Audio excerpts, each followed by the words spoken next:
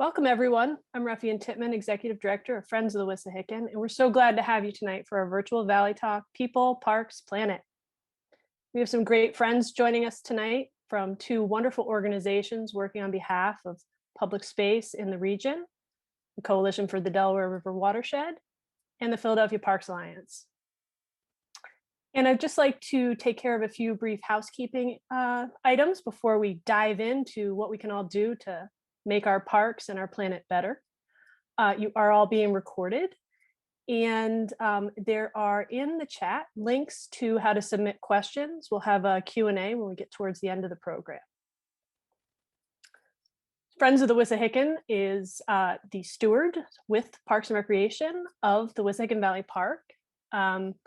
Many of you who've been with us before know we were founded in 1924.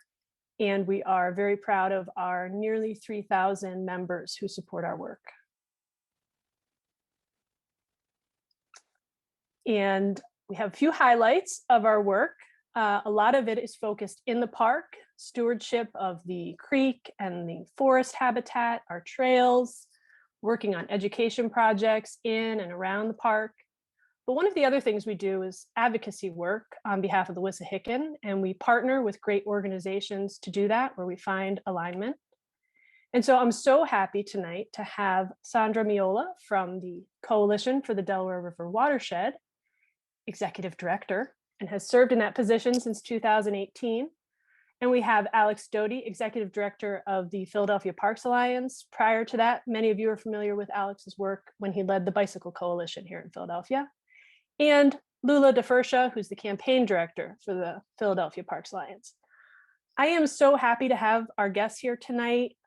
Throughout the past year, I've had the opportunity to attend many sessions with the Coalition for the Delaware River Watershed and speak with Sandra on the work that the coalition is doing. And the coalition supports so many great efforts with nonprofits in the region, working on building up our advocacy efforts, letting us know how we can magnify our voices and how we can be stronger internally. So I've been really appreciative to have those efforts.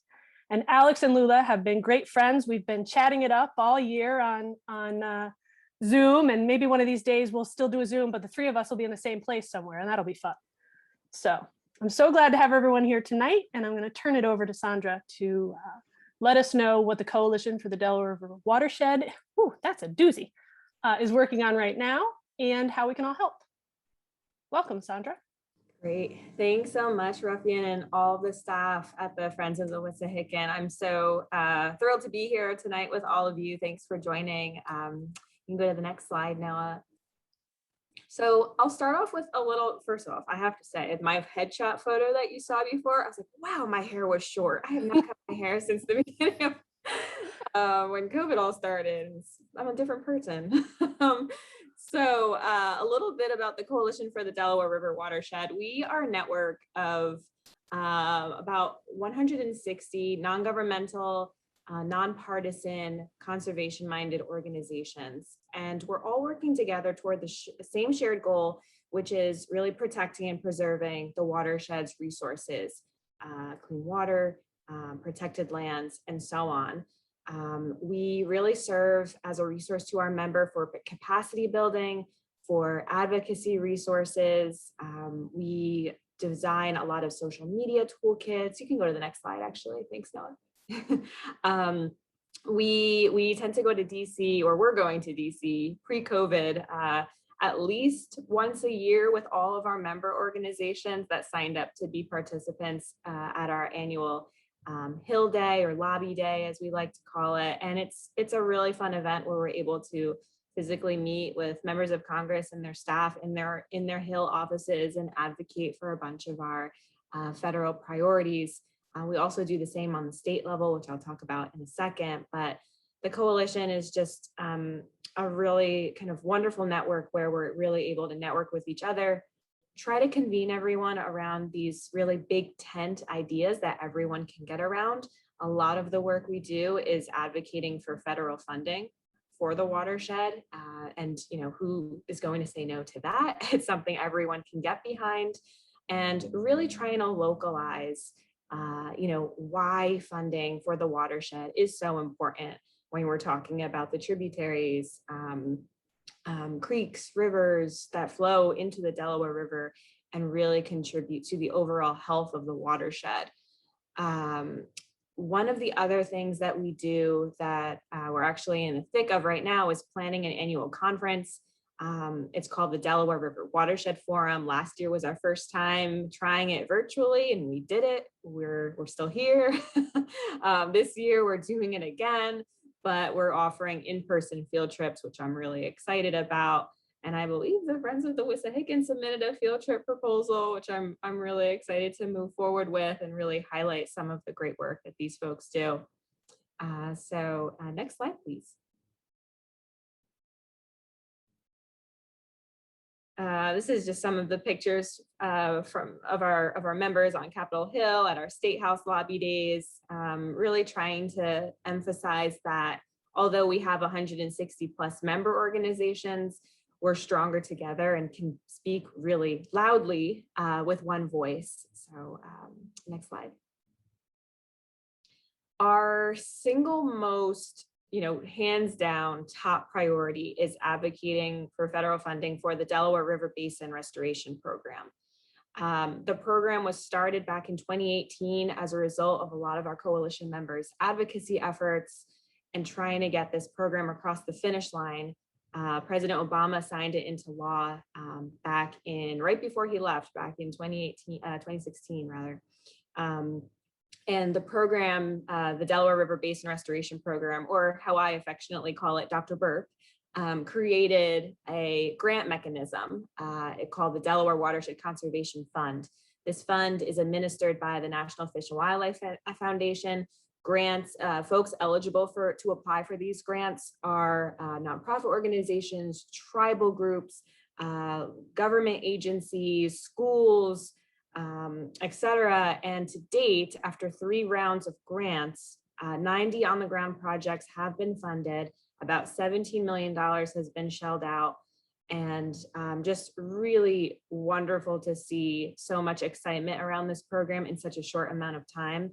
We have one of our I didn't realize I put 2 photos of Congressman Antonio Delgado on the same slide, but he's been an incredible partner of ours, really showcasing the importance of really protecting the upper watershed up in the Catskills, where it's just so different from downriver, where you have these folks that want development so badly because it's going to mean jobs for them, whereas downriver, we really have to be careful about where development goes and, safely sited and everything, paying attention to water quality and those impacts.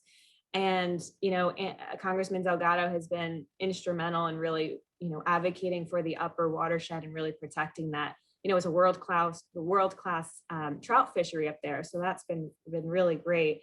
Downriver, of course, Congressman Boyle, who represents sections of Philadelphia, has been amazing too. He's been leading our federal Dear Colleague letter in support of federal funding for this program year over year for the past 3 years. When the program first started, we advocated for $5 million. And then every single year since 2018, it has seen increases. And I'm proud to say that it's doubled in funding since then. We're at $10 million now. And this year the window of opportunity is open with President Biden and a really strong champions in power positions right now. We're advocating for $15 million for the program, really supporting, job creation that happens through these projects, and really, highlighting the importance of natural infrastructure like green infrastructure and so on, equitable access, public recreation opportunities like boat launches, trail maintenance, stuff like that. Also improving fish and wildlife habitat is covered here too. Thanks, Noah. We're also working on beefing up the argument and case that the Delaware River Watershed is primed and ready for an influx in federal investment through the Biden administration's federal infrastructure proposal. So we recently sent over a letter to members of Congress as well as relevant committee members advocating that the Delaware River Watershed has at least $55 million worth of projects that are shovel ready to go. We just need the funding. Include the Delaware River Watershed in this proposal, and here's why. It's going to create X number of jobs. It's going to pay X number of salaries each year. This region is a lot of areas in Philadelphia, Camden, Wilmington, Trenton, of course, have really old water infrastructure, wastewater infrastructure, and drinking water infrastructure. So really taking care of that. Next slide, Noah. Alongside the federal infrastructure package, we're really hopeful, and it looks like this, the Clean Water State Revolving Fund is going to be an enormous portion of that federal infrastructure package. It's looking more and more likely that this broad package in a singular form isn't going to really result in a singular bill. It's going to be divided up into a bunch of smaller bills to really get this stuff done. And the Clean Water State Revolving Fund is a really cool program where municipalities can apply for funding to really improve their drinking water and wastewater infrastructure, and with low interest loans. And we're advocating a bit for loan forgiveness in some cases, but and I have a couple numbers down below. Just in the 4 Delaware River Watershed states, there's shovel-ready projects for physical infrastructure, project pipeline, quote unquote, that are ready to go. So this is needed and incredibly important for a lot of these communities in the Delaware River Watershed, and now's the time to do it. So we are working hard on pushing that forth. Next slide, please, Noah. We're also working on building the case for a civilian climate corps. Again, given that the Delaware River Watershed, there are so many partners and stakeholders, including all 4 states, DEPs that have projects that are ready to go. We need workforce, we need trainings, we need good paying jobs. So continuing to build the case for that as well, and working closely with Senator Casey's staff, who is one of the prime sponsors of Civilian Climate Corps bill. Next slide. Before I touch on plastics, I'll also touch on the state level. What we do, particularly in Pennsylvania, is advocate for a couple other separate priorities from our federal bucket of priorities. Particularly in Pennsylvania, we've been advocating for full state funding for the Delaware River Basin Commission, or DRBC. The DRBC is a 4-state agency. They're responsible for water management, water flow, making sure that the river ticks and doesn't get too low in terms of the water level. Pennsylvania is supposed to shell out $893,000. It's less than $1 million, and year over year they've fallen well below that, even though they're contractually obligated to do this and to provide their full share. So, without DRBC funding, the commission can't do the necessary work when it comes to researching and modeling for climate change.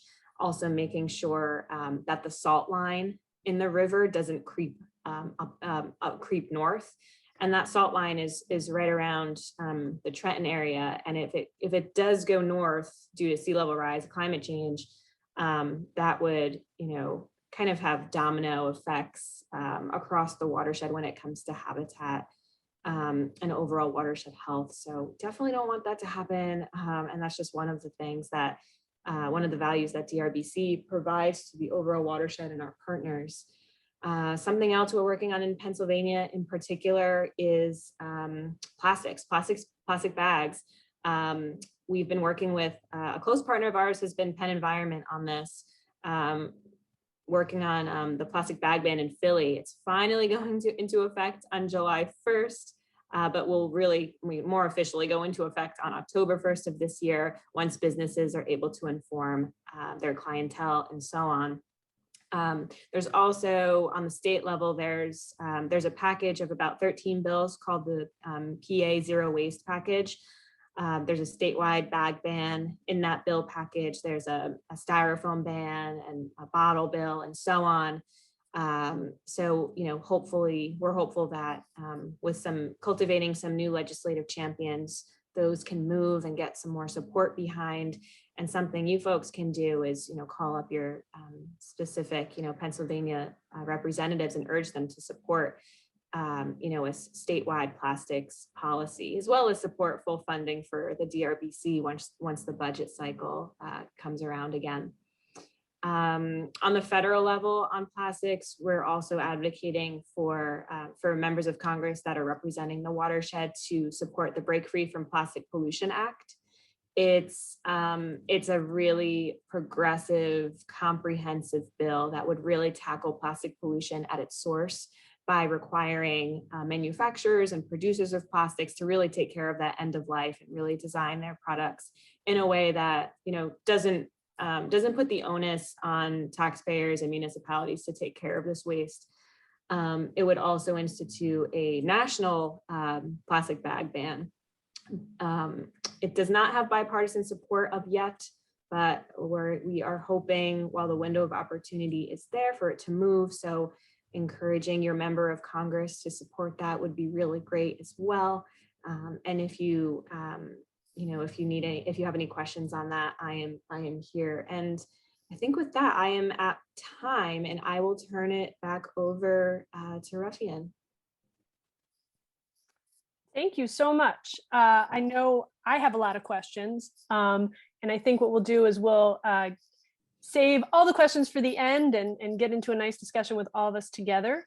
So I'm going to turn this over to Alex Doty and Lula DeFursha from the Philadelphia Parks Alliance and hear what's going on. There's a lot shaking around town, downtown, so including Alex. Alex is shaking his shield. Welcome. I got flags too. I brought it all. Wow. We have flags, we have big signs that won't fit in, but here we are. Where's Lula? I'm here. Where'd Can you Lula hear me? go? There we are. Yeah, we can hear you. We couldn't see you. Oh, and can you hear the traffic next to my house? Sounds of the city. Well, hello everyone. Thank you so much for having us today. We're just super excited to introduce ourselves, our organization, some of the projects that we have been working on, and then hopefully end it with some actions that you all can take to with the current budget that's currently happening. To introduce myself, I'm Lula DeFursha. I'm the campaign director for Philadelphia Parks Alliance.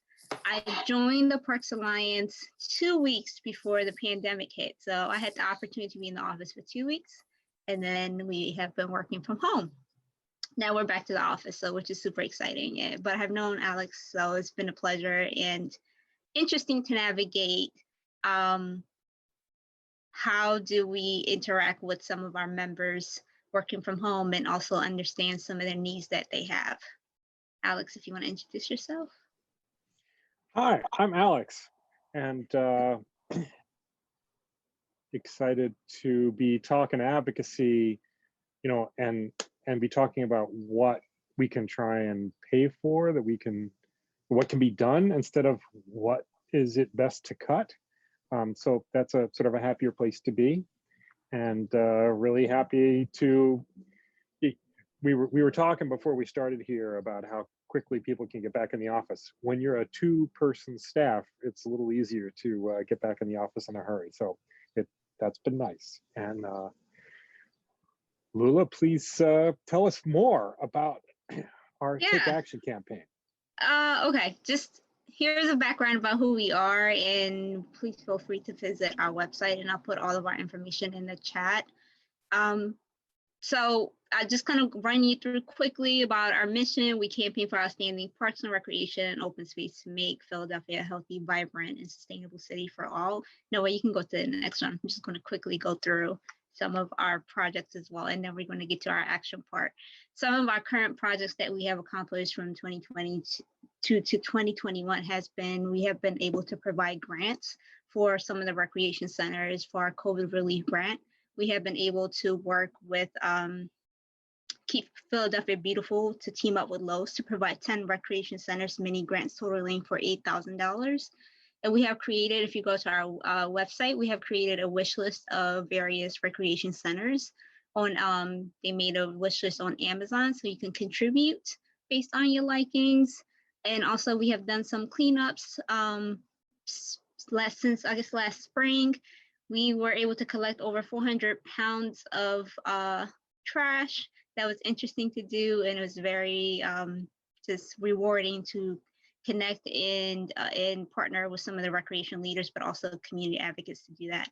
And we're going to talk about our advocating for funding. And then one of the other things that we do is we try to tell stories of our recreation centers. Recently, we worked with a professional photographer to do professional portraits of recreation leaders. You're able to see it on our website if you're interested as well. And it's a beautiful way to just kind of put the faces behind the folks who are doing all the incredible things for our community.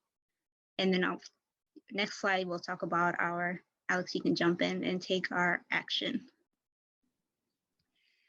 So it's budget season, and that means that we need to go talk to City Council about getting enough funding for Parks and Rec. And so it's been, if you're following Friends of the Wissahickon on social media, you've seen calls to action there. Parks and Rec took an $11 million budget cut last year. And so everything that they've been doing this year, 50% increase in visitations to parks. For much of the year, over the summer and certainly in the fall, Parks and Rec, they ran their summer camps. They ran virtual access centers, which were classrooms for Philadelphia School District students. The only classrooms for Philadelphia School District students in this, up until just a month or two ago, were provided by Parks and Rec at 30 rec centers and a handful of other out-of-school time providers. And trying to have us have some safe spaces to be able to be, whether that's school kids or whether that's us going to our parks. So as everybody's seeing this increased need, we're sort of able to reach out past all of us here who are probably all were converted long ago to the importance of parks, but we're seeing a lot of other people starting to buy into that. Then the mayor did not restore the $11 million budget cut to Parks and Rec. The mayor restored about 7 million of that. And so we're out there fighting to not only get Parks and Rec back to what was normal, which wasn't enough before, and certainly isn't enough now, as we're seeing more people doing more in parks and in rec centers. So we want to see an additional funds. So restore 4 million, and then we should see another 4 million on top of that. That's the ask that we have for City Council. How there's a lot of people that are putting in a lot of asks, so we need to try and be as loud as we can, but we have a stronger case than I think we've had in other years, and that is resonating in City Council, but it's hard to tell exactly where folks are with City Council. I mean, people agree with you when you meet with them, and then sort of we'll have some proof in the pudding. We are going around and meeting with each City Council person or with their staff, and both in the fight for this round of funding for this budget, but it's also how is it that we start to show our strength so that the next time around the mayor is a little more supportive of Parks and Rec. What we want to do is end this cycle that we have of underfunding Parks and Rec. We have a city, it's one of our strengths, right? We have an incredible park system. We have the largest pool system. We have more public pools than any other city in the country. We have an incredibly robust rec system, and our attitude towards that has been, and so, I mean, some of it in lean years has been that that's more of a burden than an opportunity. And so we've underfunded those resources. And what we need to do is see them as an asset that we put $1 into it, and that's one of the best investments that we can make as a city. It's not just making the case for what a good idea it is to, or that it would be nice to fund Parks and Rec, but how is it that fits into the priorities of the city? And one of the priorities certainly that City Council is expressing is how is it that we combat gun violence, and how is it that we try and create safe spaces for people in our community? And Parks and Rec is certainly, is an asset that can be deployed there. There is a place for Parks and Rec in that strategy, and we need to have Parks and Rec continue to do the work that they're doing, to be able to be flexible and providing programming, be able to direct that to the places that their data-driven strategies say are important or are underserved. So one of the things that is exciting about where Parks and Rec was trying to go pre-COVID, and where they have continued to work on under COVID, but need more resources to put behind, is in changing the program strategy or program plans for Parks and Rec. So the way things were up till a year ago, there was no programming in parks from Parks and Rec. So if there's programming in the Wissahickon, that's all coming from Friends of the Wissahickon. None of that's coming from Parks and Rec staff. The only programming staff are in rec centers. The size of the staff at a rec center are determined by a formula that was developed 60 years ago. So we need to update that formula, but also start to think about what are the assets that are in a neighborhood that needs programming. And maybe those are parks, maybe those are rec centers. How can Parks and Rec as an agency be more creative and more innovative in how it is that they're providing programming in the places where it's needed? So it's exciting to be an advocate in the space here, because it is, Parks and Rec is in such a great position to be of use to the city of Philadelphia in the recovery from COVID.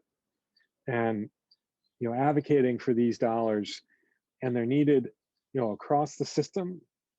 We need it in very heavily used, but also in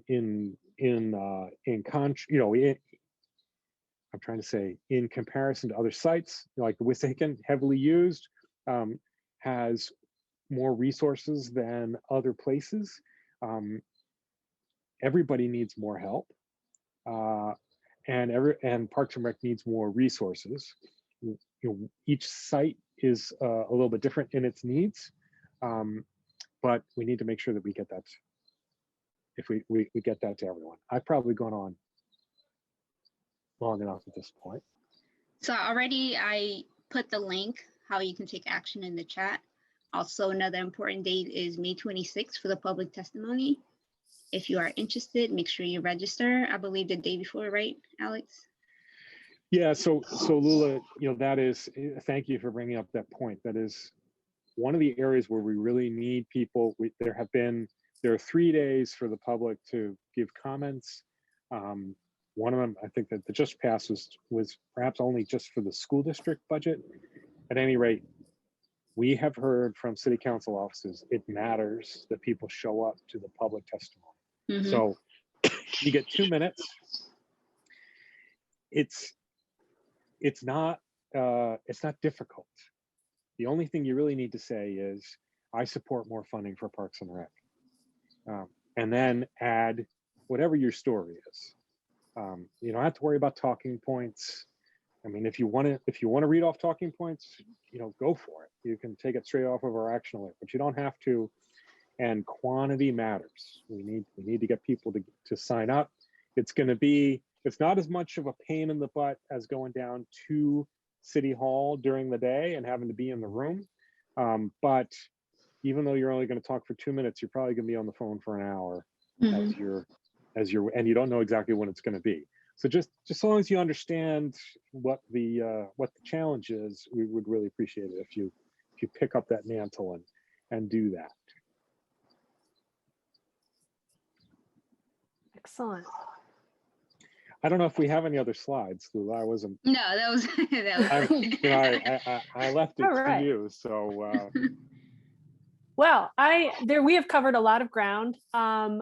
I think, Alex, you just touched on something, so I think I'll start there and then get Sandra's perspective on it as well. But just my one thing that I do, does it really make a difference? Because sometimes I get stopped on the street to sign something, or you get something, you get a call like, can you call somebody or show up to do something? Does that really make a difference?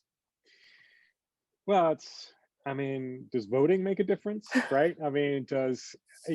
So yes, if only one person does it, yeah, no, not such a big, but if all of us but do it, this yeah, was a softball, Alex. and if you do it, if you can get a friend to do it.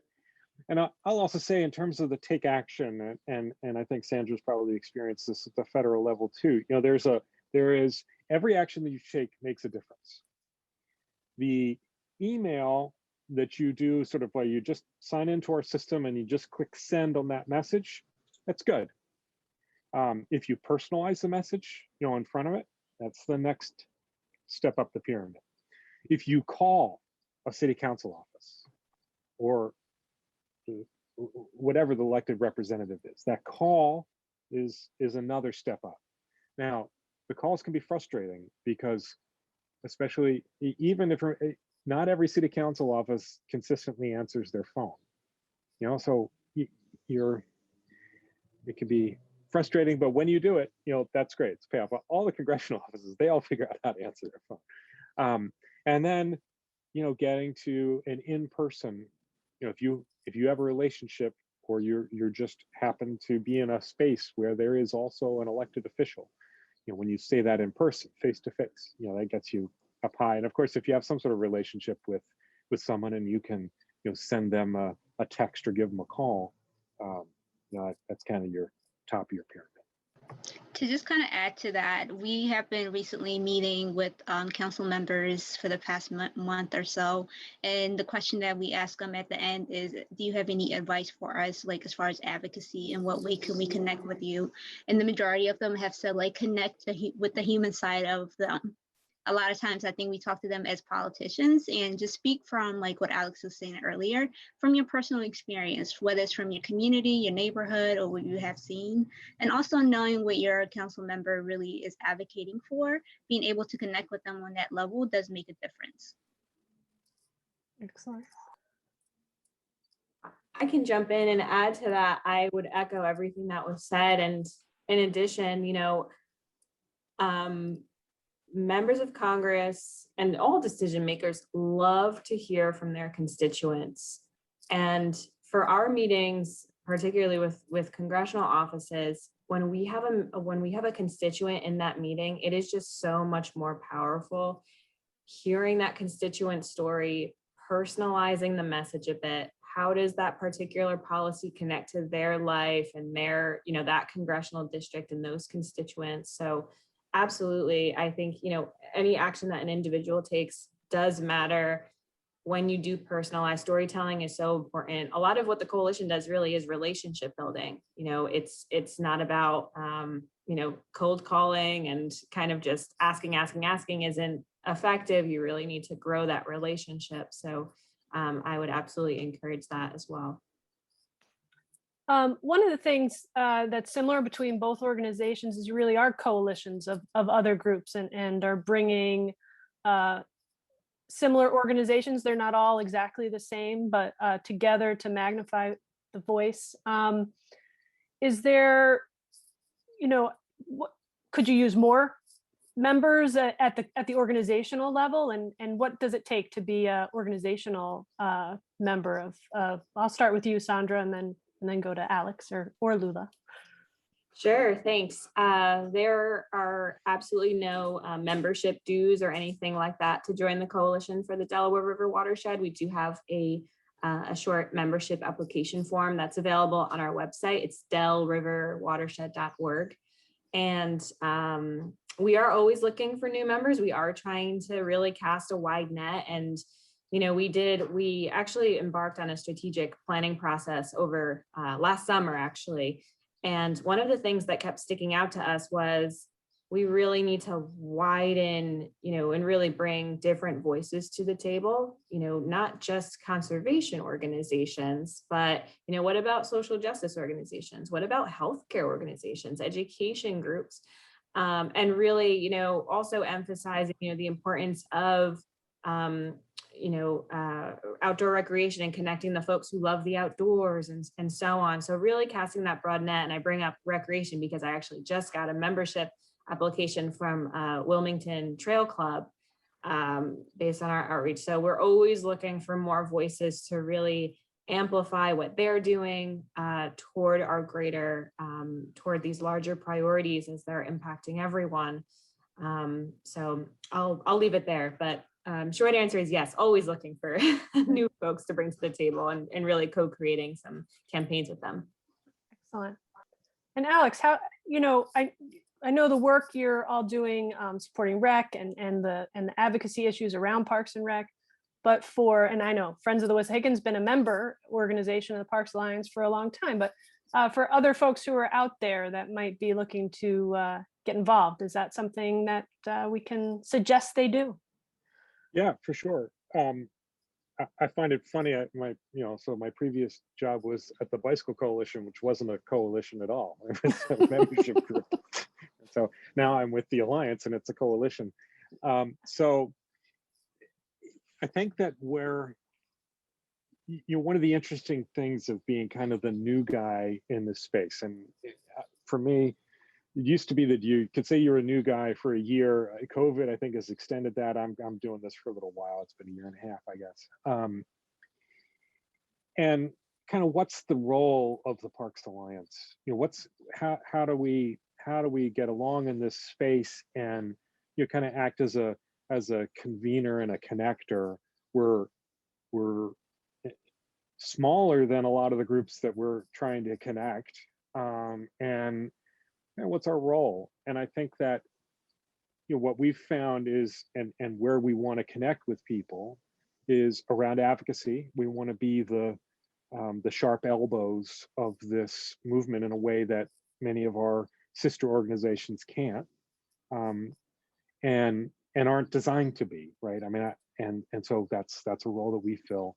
And I think another role that we fill is that, and this is where I think we're starting to think about how we expand past sort of, you know, we've had a focus over the last number of years around rec centers, but also to parks, which is how do we try and raise more money and bring more volunteers to under-resourced parks and rec centers? And so thinking about what and the way that city council is approaching gun violence, it's like there are areas that you're going to prioritize for this work. And so some of this is still a conversation. How do we say where those places are? But also we need to be working with willing collaborators and partners. We're not big enough. Like my staff isn't the size of the Fairmont Park Conservancy stewardship team, right? The stewardship team is 4 times the size of our staff. So, you know, so we can't say we want to work in that spot and make it happen, but we can say we're searching for partners in this space. And then I think what we also want to do for those small parks and for those rec centers, they operate kind of like a PTA, right? And so where you're doing your work and fundraising and where you're trying to find your volunteers is all in a very small geographic space. And if that space is high poverty, then there's not a lot of resources there for you to try and go tap into. Mm-hmm. So how do we try and create, and the comparison that I think of or aspire to is sort of donors choose as it exists for schools. So how do we try and get people who are excited to volunteer or to give money and be able to send that to those groups that are not exactly donor ready, or not the most organized, but can make a small amount of money go a long way. So two kinds of advocacy, if you will. So one is about trying to, our main thing is to fight for funding. So we want to fight for funding. We're going to do that at the federal level, at the state level, and at the local level, and then we're also going to do that at the people level. Excellent. So speaking of fighting for funding, I know, Sandra, you touched on it a bit, but I think we're all excited. Everybody's just like, there's money coming, there's money coming. We're hearing about infrastructure money, and there was big news out of the Department of the Interior for funding there. So, is there money coming, and how do we bring it home? That's the $1 million question, literally. So yeah, it's going to be a slow go with this. There is money coming. I am confident that, Senator Carper is now the new-ish chair of the Senate Environment and Public Works Committee. He is really going to be the decision maker when it comes to what's actually going to be included in this proposal or package of bills, of several bills it will most likely look like. I think, what is going to be really important is for individual members of Congress, both in the House and the Senate, to hear from their constituents and say, hey, really building the case, what existing programs are out there that can really be beefed up and showcase how successful they've been, and look at what kind of impacts they can have with additional, dollars. I actually have a call scheduled with the executive director of Philly Power Corps on Friday, talking through this a little bit more and thinking through how can we really elevate Philly Power Corps to really be, case in point for why this money is so needed here in Philadelphia. Probably the same can be said for Alex and Lula's groups too, as we kind of think about this. So I think right now it's early on in the process enough where we can really continue that case building, meet with members of Congress about this, and just really showcase the need for it in the region. One of the things that we point to is that, several cities in the watershed have unemployment rates, percentages that far exceed the state unemployment rates. Philadelphia, Camden, Trenton. So again, all of these, let's really, put equity front and center when we're thinking about this infrastructure proposal too. So if folks are interested in getting involved, feel free to reach out to me.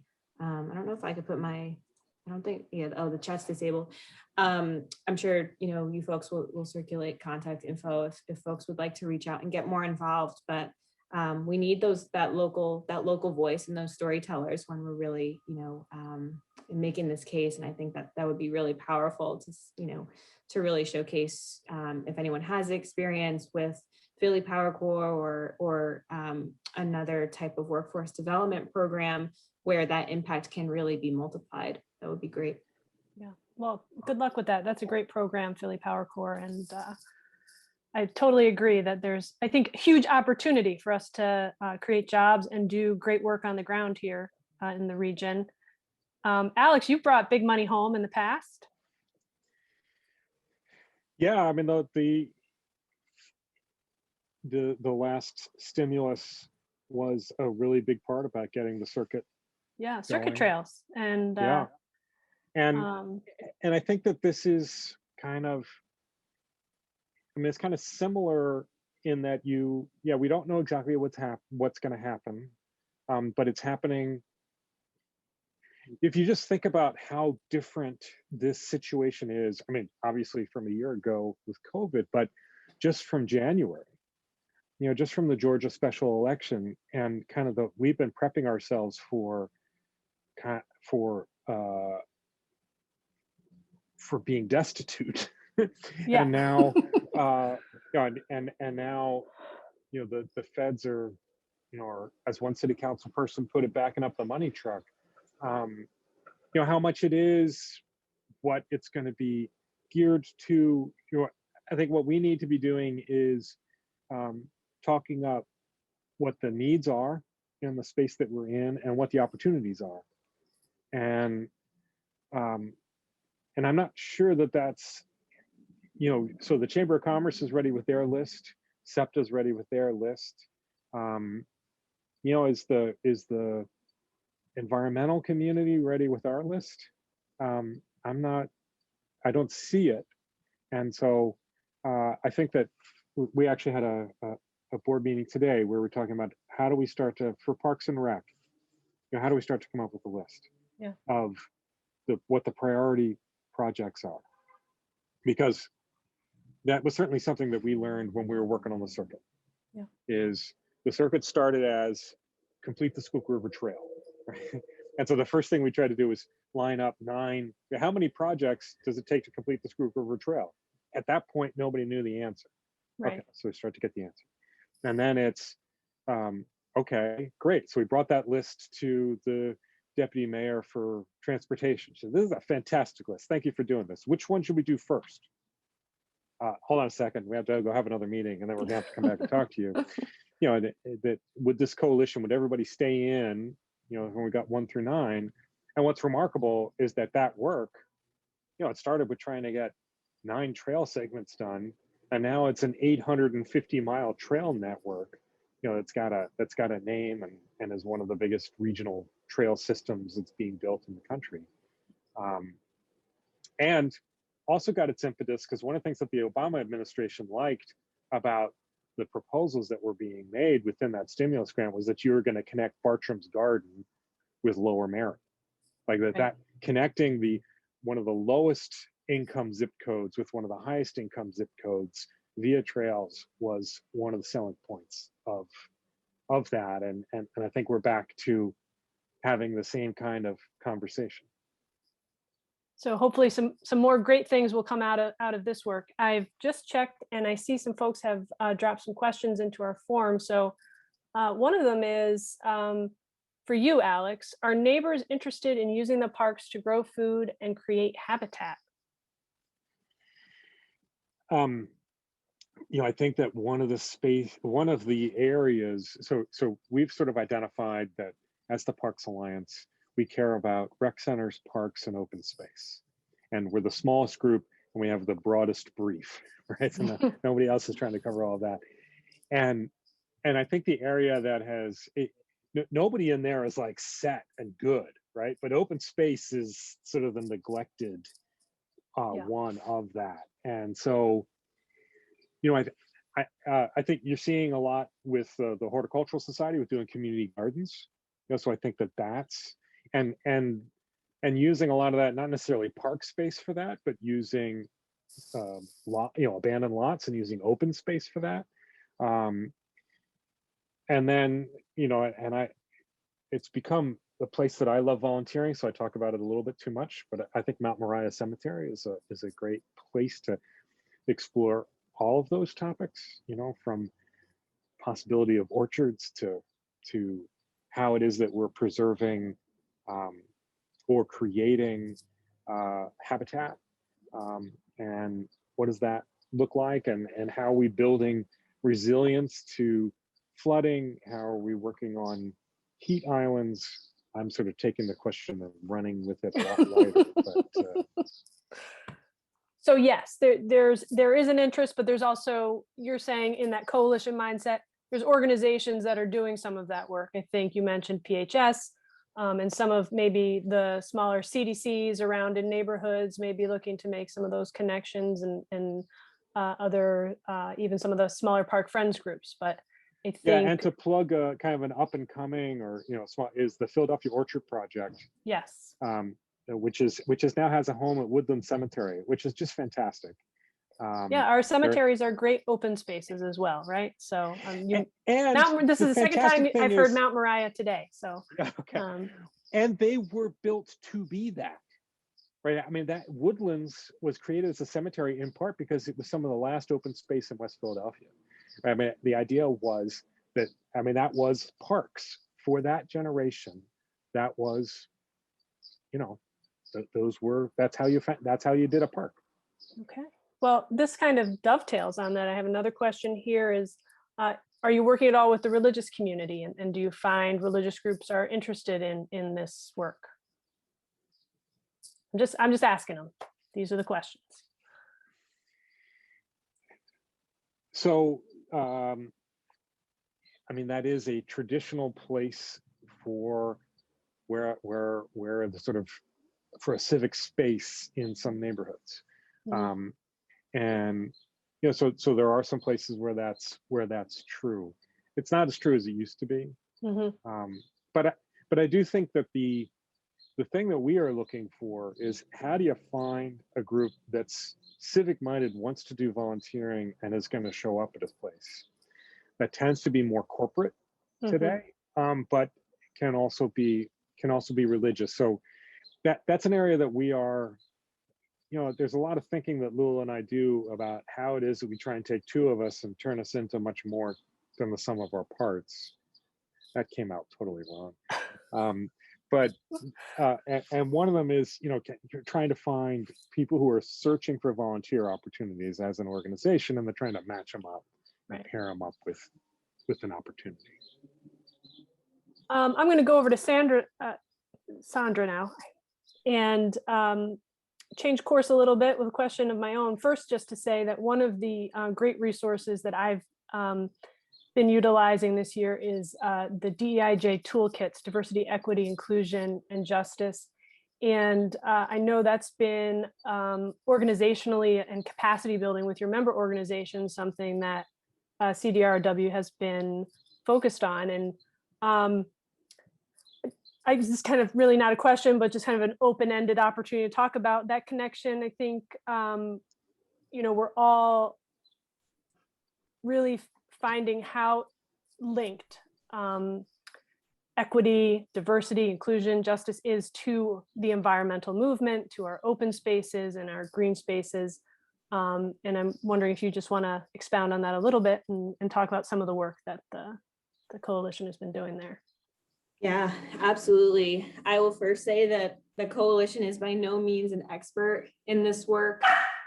Apologies for the background noise. We have a puppy that doubles as a demon this day. So yeah, so we are by no means experts, but we do have this priority of trying to, you know, advance diversity, equity, inclusion, and justice within our structure, within our partnerships, taking a hard look at our internal processes, and also, you know, really not adding DEIJ, excuse the acronym, diversity, equity, inclusion, and justice, to our work, but rather baking it into everything we do. Having it become who we are, not what we do, is really important for me as the director of this network.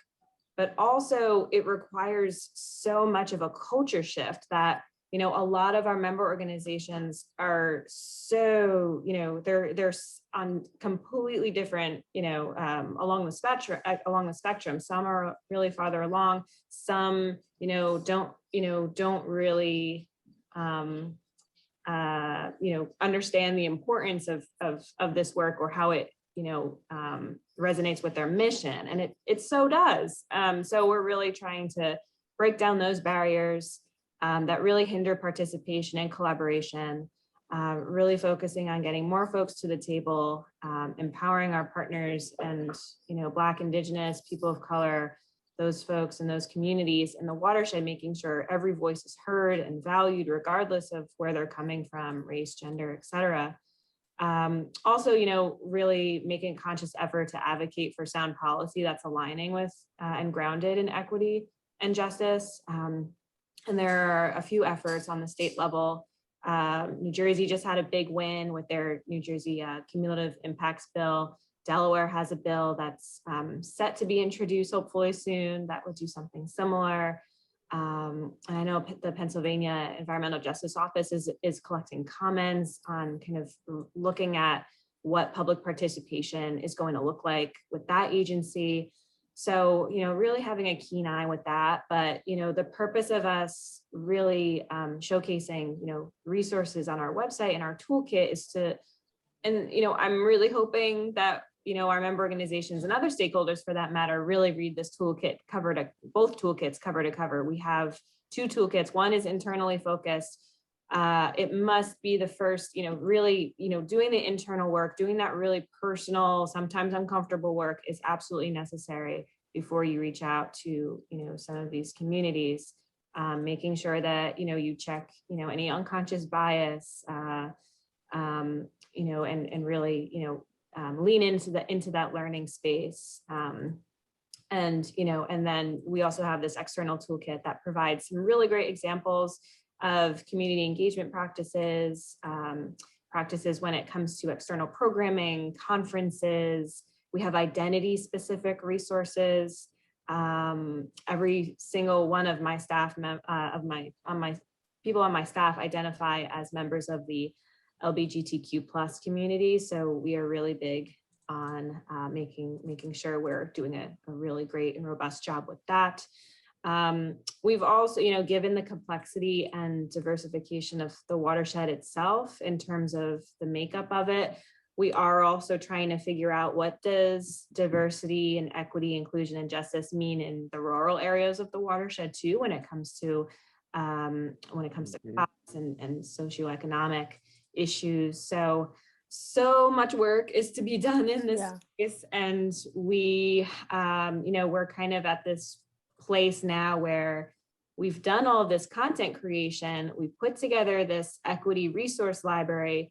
Now we really need to, continue doing the personal and internal learning too. So we're bringing on a consultant. We're drafting an RFP currently and hoping to bring someone on to help us figure out what an equity-based roadmap looks like for the coalition. How can we really examine, how we recruit our member organizations, how we recruit steering committee members, what can we do better? What are some action items that we can really, do to make ourselves and our culture more inclusive to folks that we're trying to engage with. So really excited about this work. It's really hard work. It's deeply personal, but it is the most important work that we're doing right now, hands down. It's bigger. It's bigger than federal funding. Yeah, it's about really breaking down those barriers when it comes to exclusion and so many. Yeah. Well, as a member organization, I've been so grateful for the work you've done already. And, my copy of the internal toolkit is well thumbed through, and I haven't even touched the external one yet. I've read through it, but I keep referencing back to the internal one. So if you're an organization out there and are interested, this is a great resource, a great starting point for really thinking about why we're even talking about it right here tonight. And it's such a vital connection. Well, we're coming up on 7 o'clock, and I'd love to invite both organizations to, if you had one thing that you'd like folks to do, an action, since we're talking advocacy and we're talking action, if there was one action people could take tonight or tomorrow, what would it be? You want to go first, Alex, or Lula? You want Lula to make it the ask? I do want Lula. I'm going to cheat. I'm going to have Lula make one ask, and then I'm going to make one ask. Oh, okay. Well, then Sandra gets 2 asks also. Yes, for fairness. We would love for you all to testify on May 26th. That would be a huge ask from us.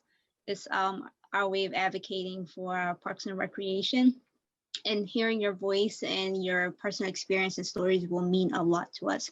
If you are interested, I would love to put my email address in the chat, so please feel free to email it to me and I'll walk you through the process if you have any questions. Okay, Alex. Okay, so I'm going to say that Ruffian has agreed to join us in our pizza party campaign. Oh, this is a great ask, folks. This is a fun one. So what we want to do is say thanks to those folks that have been working all year in those rec centers, virtual access centers with kids there. We went around with flowers in January and February. That was really appreciated. So we want to go do that again, and we want to bring pizzas, because who doesn't smile when you bring pizza? And again, sort of say thanks and start to, I mean, that's enough, but it's also for us about building relationships with the staff. And now as we start to be able to bring more volunteers in. So we have a little spot on our new website where you can sponsor a pizza party. So we'd love it if we could have. Can people leave a folks note decide that to they do it. heard about it here? And I'll match the first 5. Okay. All right. Come on, folks, buy some pizza for our Parks and Rec people. It's Philadelphia. We love pizza. All right. Sandra, what Sandra, can you you get? you gonna You go for get fish 2. and chips? You get 2 asks since Alex was greedy. I have one fun ask as well. So my fun ask is for folks to get ready in anticipation for this Philly plastic bag ban. Start bringing your reusable bags to the stores now. Start tomorrow. So you are pros at it come October, and tell everyone you know. So that would be a huge help. It's kind of a behavioral shift. You know, kind of when I quit eating like 3 cookies a day. Remember to reach for the carrots instead of the cookies. Remember to put your reusable bags in your in your purse. There's so many kinds now where they kind of like roll up into tiny little balls and they can fit into your pocket.